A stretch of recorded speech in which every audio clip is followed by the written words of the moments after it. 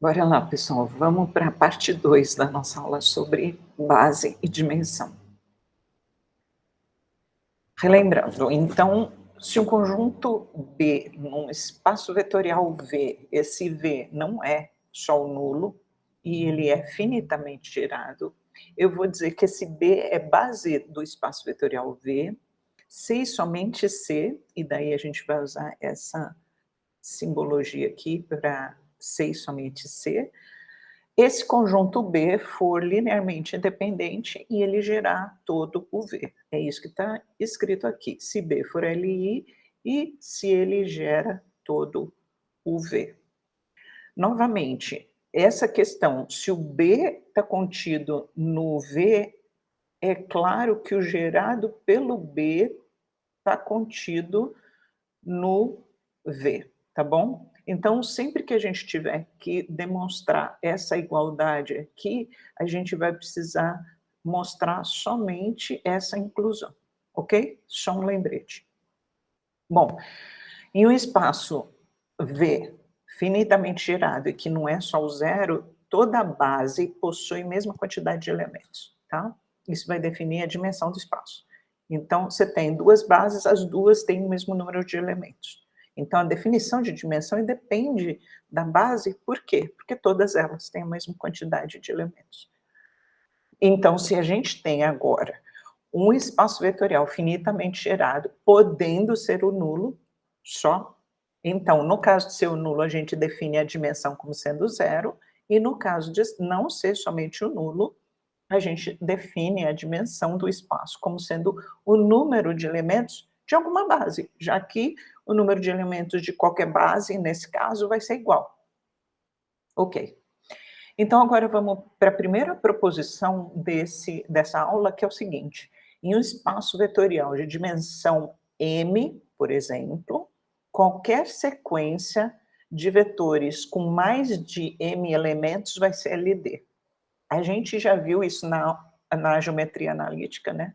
Que 4 elementos no R3 é LD, ou 3 elementos no R2 é LD. E aqui é análogo, tá? Então, se você tem mais elementos do que a dimensão do espaço, necessariamente já vai ser LD, tá? Vamos provar. Então, a gente já viu que se o espaço vetorial tem dimensão m, então toda a base tem m elementos, porque afinal de contas, a dimensão ela vem do número de elementos de alguma base. Então, vamos pegar então uma base com o 1 até o m de V, e vamos pegar elementos quaisquer, aqui uma sequência com m mais 1 elementos de V. A gente vai fazer para m mais 1, porque para m mais 2 é análogo, para m mais 3 é análogo, etc. A gente quer provar que essa sequência laranjinha aí é LD, tá bom? Então, vamos lá. Então, cada um desses carinhas laranjas aqui, como eles são elementos de V, e B é uma base do V com esses U's aqui, os V's podem ser escritos como combinação linear dos U's. É isso que a gente escreve aqui, olha. Existem escalares de forma que eu posso escrever cada VI como combinação linear dos vetores da base, obviamente, e isso para cada I. Então, eu vou guardar isso aqui para levar para o outro slide. Isso aqui é um VI. Então, eu quero mostrar que essa sequência é LD. Para mostrar que aquela sequência é LD, eu vou fazer a combinação linear nula e vou mostrar que existe um escalar, pelo menos, que não é nulo. Então, vamos lá. Eu vou pegar escalares, esses betas aqui, verdinhos, vou fazer a combinação linear nula com os VIs, e aí, no lugar de cada V1, V2, V3, V4, eu vou substituir o que está aqui, ó. Eu vou colocar lá, que é isso aqui, ó. Esse cara daqui é o V1, tá vendo? Esse cara daqui é o VM mais 1. Aí eu rearranjo essas coisas aqui, usando propriedades de espaços vetoriais, consigo pôr os escalares em evidência aqui, e eu tenho o quê? uma combinação linear nula dos vetores o 1 até o m, ó, dá nulo aqui. Só que os vetores o 1, o m, são vetores LI, porque eles são da base do V. Portanto, necessariamente, quando eu tenho uma combinação linear nula, os coeficientes vão ter que ser nulos. Então, esses pedacinhos aqui, ó, vão ter que ser cada um deles nulo, que é o que está escrito aqui, ó. Só que se a gente observa também que eu tenho, então, um sistema linear homogêneo com m equações, olha, e n mais uma incógnitas, olha aqui. Tá? E isso nos dá o quê? Nos dá uma solução não trivial. Então, existe pelo menos um dos BJ que é não nulo. Se existe um dos BJ que é não nulo, nessa combinação nula daqui, pelo menos um dos BJ é não nulo. E com isso, os VIs são necessariamente LT, que é o que a gente queria obter. Um outro resultado é o seguinte: vamos considerar que V é um espaço vetorial de dimensão finita e a gente tem um subespaço do V. Então, esse W vai ser necessariamente de dimensão finita. Ok, vamos supor que ele tem dimensão infinita. Então, W possui uma infinidade de vetores LI.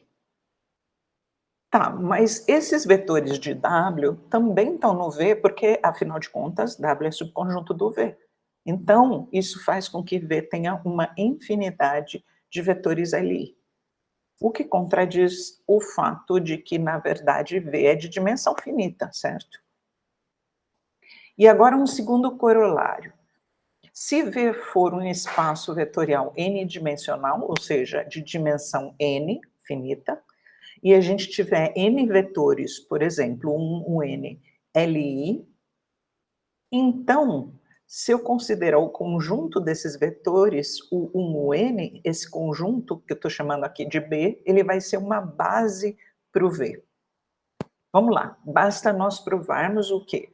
Que o V está contido no gerado pelo B. Por quê? Para ser uma base, precisa ser LI, precisa gerar. Mas B já é LI por hipótese, olha aqui. Portanto, B precisa gerar V, ou seja, o gerado do B tem que ser o V todo. Só que se a gente tem um subconjunto do V, então, necessariamente, o gerado por esse subconjunto, e a gente já viu que isso é propriedade de espaços geradores, está contido no V. Portanto, para provar essa igualdade aqui, a gente precisa somente provar essa inclusão, ou seja, que V está contido no gerado pelo B. Tá bom, então vamos considerar um elemento de V e mostrar que esse Vzinho vermelho está no B quadradinho, tá? Se ele estiver no B quadradinho, é óbvio que a gente não tem o que demonstrar, certo? Se ele não estiver no B quadradinho, então o conjunto dele com os outros, o 1, o N, seria LI, certo? Porque, afinal de contas, ele não é combinação linear dos U1, UN. E pelo resultado anterior, a gente concluiria que a dimensão do V tem que ser pelo menos N mais 1, porque esses caras seriam LI dentro do V e a dimensão do V teria que ser pelo menos N mais 1, o que contradiz a hipótese de que o V tem dimensão N, olha aqui. Portanto, essa situação aqui não pode acontecer, ficamos somente com a situação de que V tem que estar necessariamente no gerado pelo B, tá? Portanto, a gente provou, então, que esse B é base. Esse corolário é super legal, porque quando a gente estiver com um conjunto LI dentro de um espaço que a gente sabe a dimensão e esse conjunto ali tiver o número de elementos da dimensão, a gente não precisa mostrar que gera, porque já vai gerar automaticamente, tá? Como primeira aplicação desses nossos resultados, a gente vai ver o seguinte exemplo. Vamos considerar esses 4 vetores do R4 e eu vou colocar esses 4 vetores numa matriz, onde cada um deles vai ser uma linha. Primeiro, então, primeira linha da minha matriz vai ser 1, 1, 1, 1, depois 1, 1, 1, 0, depois esse 1, 1, 0, 0 e depois 1, 0, 0, 0. Seria, então, essa matriz. Eu observo com esses zeros vermelhinhos assim, que essa matriz está na forma escalonada, olha. Debaixo dessa diagonal aqui, ela zera totalmente. E eu não tenho nenhuma linha e nenhuma coluna totalmente zeradas. Portanto, esses vetores são LI. Quando eu tenho essa questão de matriz escalonada, onde nenhuma linha e nenhuma coluna zera, então os vetores são LI. Uma outra forma de eu ver que esses vetores são LI seria eu fazer o determinante dessa matriz, mostrar que é diferente de zero, tá? Então é isso que está aqui. Esse conjunto B dessas quatro quádruplas no R4 é um conjunto LI, tá? Beleza. Com isso, como esse B tem 4 elementos, a dimensão do B é 4, que é a mesma dimensão do R4, portanto, o gerado pelo B é o próprio R4, tá? É o que está escrito aqui. Então, pois caso contrário, existiria um elemento do R4 que não está no B, e daí B unido com esse outro elemento seria LI, o que contradiz o fato de que a dimensão do R4 é 4. A gente fez esse mesmo argumento agora nesse corolário anterior, né? Então, veja o corolário anterior. Outro exemplo. Aqui está pedindo para a gente achar a base e a dimensão do subespaço vetorial W, que é gerado por 3 vetores. O VW, ele é um subespaço do P3, em que o U, para cada T, ele é dessa forma, o V é dessa forma e o W é dessa forma. Ok, eu vou considerar a matriz dos coeficientes dos polinômios do VW. Então, olha, essa matriz aqui, vamos voltar no slide anterior. Eu vou pegar aqui esse 1, depois esse 2, esse menos 2, depois esse 1, colocar na primeira linha. Depois, esse 1 aqui, que está multiplicando o T3, o 3, o menos 1 e o 4, colocar na segunda linha. E depois vou colocar o 2, o 1, o menos 7 e o menos 7, colocar na terceira linha. Tá aqui. E vou escalonar. Então, o que eu vou fazer? Eu vou querer fazer debaixo dessa escadinha zeros, para eu olhar se os vetores que vão ser transformados vão ficar na cara de LI ou LD. Então, vamos lá. Para eu transformar isso aqui em zero, eu vou, por exemplo, eu posso fazer operações com as linhas. Sempre vamos combinar que nós vamos fazer só com as linhas, tá? Não com as colunas, porque a gente poderia fazer, mas fica mais fácil a gente enxergar as coisas se a gente fizer só com as linhas.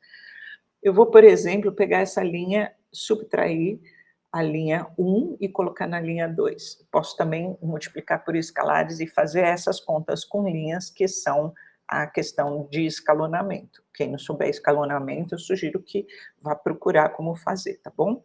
Mas aqui eu vou tentar lembrar para vocês como é que a gente escalona matrizes. Então, para eu transformar isso aqui num zero, eu vou fazer essa linha menos essa e colocar na segunda, tá? Então, na verdade, eu fiz ao contrário. Eu fiz a primeira menos a segunda e coloquei na segunda, ó, né? Então, olha, 1 menos 1 dá 0, coloquei aqui. Aí eu fiz 2 menos 3 dá menos 1, coloquei aqui. 2 menos 1 vai dar menos 2 mais 1, né? Que dá menos 1. E depois 1 menos 4, que dá menos 3. Depois, o que eu fiz? Para escalonar e colocar um zero aqui, ó, que é esse zero daqui. Eu estou multiplicando a primeira linha por 2, e vou subtrair, vou fazer 2 vezes a linha 1 menos a linha 3, colocar na linha 3. Então, se eu multiplicar aqui por 2, vai ficar 2, 4, menos 4 e 2, e vou subtrair. 2 menos 2, 0. Depois, 2 vezes 2, 4. Menos 1, 3, que é o que está aqui, ó. Depois, menos 2 vezes 2 dá menos 4. Menos 7 vai dar 3. E depois, 1 vezes 2, 2. Menos o menos 7 vai dar 9. Ó, aqui eu já consigo reparar que a linha 2 e a linha 3, uma é múltipla da outra, tá? Eu poderia multiplicar a segunda linha por menos 1, por exemplo, para dar todos os números aqui positivos, e poderia multiplicar a linha 3 por 1/3 para ter todo mundo também múltiplo desse. Então, quando eu escalonar de novo, o que eu vou ter? Eu vou zerar essa linha aqui. Outra pessoa pode zerar a linha de cima também, não tem problema nenhum. Com isso, então, o que eu observo? Eu estou aqui na forma escalonada, só que zerou uma linha. Se zerou uma linha, os vetores iniciais, eles são LD. Na verdade, então, eu zerando a minha última linha, eu posso desconsiderar esse último vetor aqui, porque ele que deu origem a essa última linha daqui. Então, eu posso desconsiderar, porque ele está sendo, pelo fato dele estar zerando aqui essa linha, ele pode ser escrito como combinação linear dos outros dois. Esse fato vocês conseguem demonstrar que é verdade. Então, eu posso ficar só com esses dois. Então, o meu W, que é gerado pelo U, V e W, ele, na verdade, é gerado pelo U e pelo V, eu não preciso do W, tá? Então, esse trio não é LI, mas essa duplinha é LI, ó, que são esses, que deu origem a esses dois aqui. Esses dois aqui estão na forma escalonada e nenhuma linha ou coluna dessa matriz que é 2 por 4 se anula. Então, eu posso escrever que o W é gerado só pelo U e pelo V.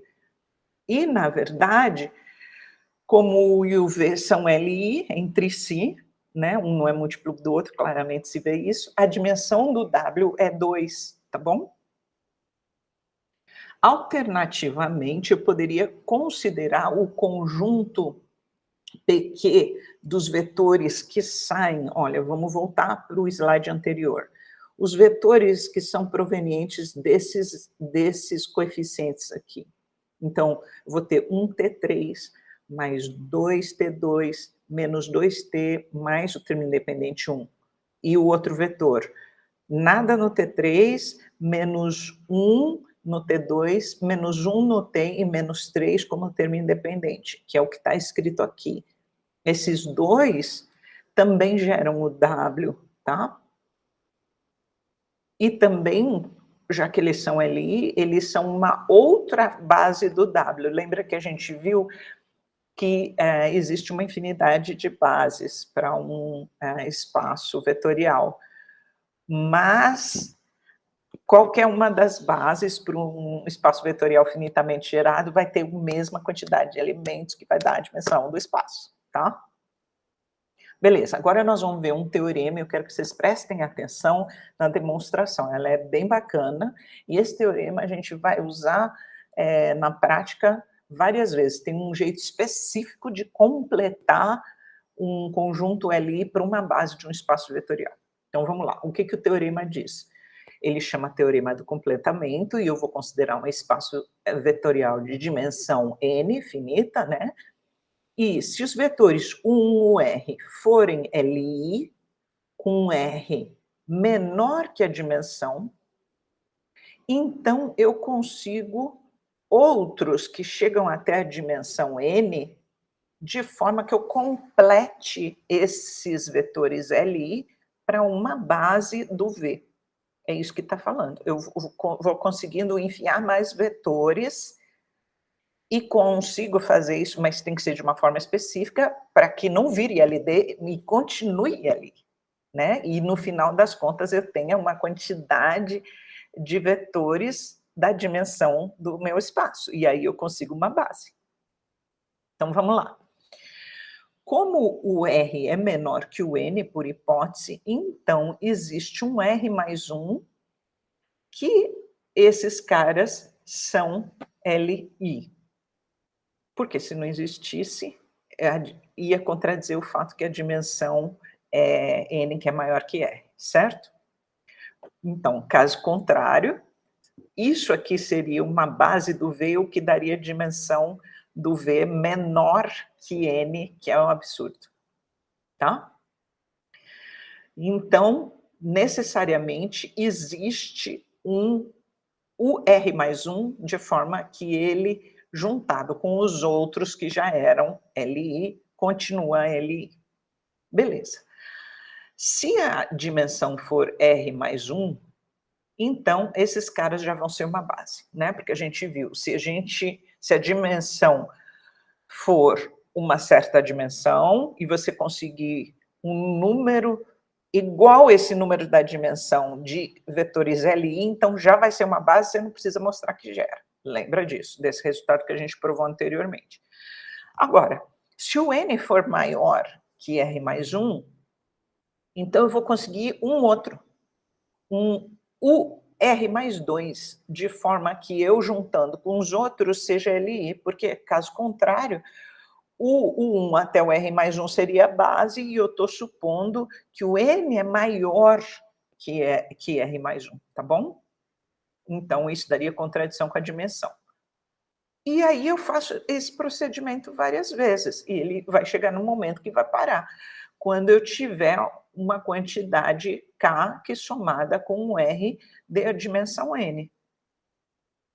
Então, o 1 até o R, que eram os iniciais, e agora eu tenho uma quantidade K aqui, são Li, e eles vão dar a dimensão do N aqui, do meu vetor, portanto, eles já vão ser uma base pelo corolário anterior que a gente fez, tá?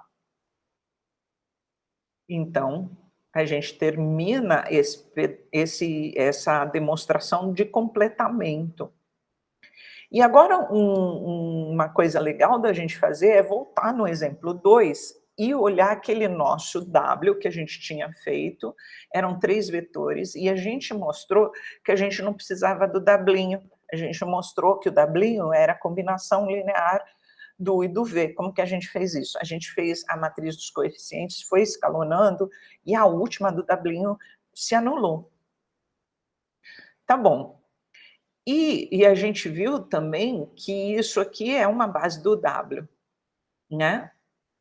Por quê? Porque vetores Li e geram o W. Por quê? Gera o W, eu não preciso desse cara aqui, porque ele foi mostrado no escalonamento de matriz que ele desaparece, ou seja, ele é LD com os outros. A gente também observou, quando a gente fez o exemplo 2, que a gente podia pegar, através da matriz escalonada, uma base com mais zeros nos coeficientes dos polinômios. Isso é importante porque, para fazer conta, às vezes fica mais fácil a gente ter polinômios que têm mais coeficientes nulos. E a gente viu que esse P e esse Q eram esses caras. Só que é possível eu completar o C para uma base do P3? Lembrando, o P3 tem dimensão 4. Lembrando, né, que o P3 são os polinômios de grau até 3, só que por causa do termo independente, que é o T0, né, dá a dimensão do espaço como 1 a mais sempre, que esse numerinho está escrito aí. Então, o Pn tem dimensão n mais 1, o P5 tem dimensão 6, e esse P3 tem dimensão 4. Né? Então, eu já tenho 2 elementos aqui no meu C, e quero completar esse C para uma base do P3, então eu preciso de mais 2. Beleza, então um modo fácil da gente fazer isso é a gente olhar para os coeficientes e completarmos já uma matriz 4x4, por causa esse 4 é exatamente a dimensão do P3, de forma que ela esteja escalonada. Então eu vou colocar lá uma matriz que é, por exemplo, isso, essa daqui, ó. Ela está de forma escalonada, e nenhuma linha ou nenhuma coluna zera, e eu escolhi esses vetores, porque eu acho mais fácil ter bastante zeros possíveis, o máximo que eu puder. Então lembrando que tem que estar LI aqui, portanto não pode zerar tudo. Mas você poderia pôr outro número aqui? Poderia, você poderia, por exemplo, pôr 10 aqui, ou outro número qualquer, tá? Estaria escalonado, nenhuma linha, nenhuma coluna, se anularia, você poderia pôr outro número aqui não nulo, né, outro número aqui não nulo, né. É que sempre colocar o mais zero possível ajuda na hora de fazer contas, por isso eu particularmente gosto de completar para uma base do espaço todo, com coisas que tenham bastante zeros e bastantes uns. Então, o conjunto que é formado pelos polinômios PQ, e agora nasceram mais outros dois que vão ter esses coeficientes, que é o R e o S, é uma base do P3, né? Com o P, então, com esses coeficientes, olha lá, 1, 2, menos 2, 1, o Q com esses coeficientes, olha aqui, 0, menos 1, menos 1, menos 3, o R com esse e o S com esse. Ah, poderia pôr mais multiplicar a segunda linha por menos 1 e ter tudo positivo? Poderia, também seria uma base. Né? Poderia multiplicar a primeira por 10? Poderia, também teria uma base, porque estaria na forma escalonada. Né?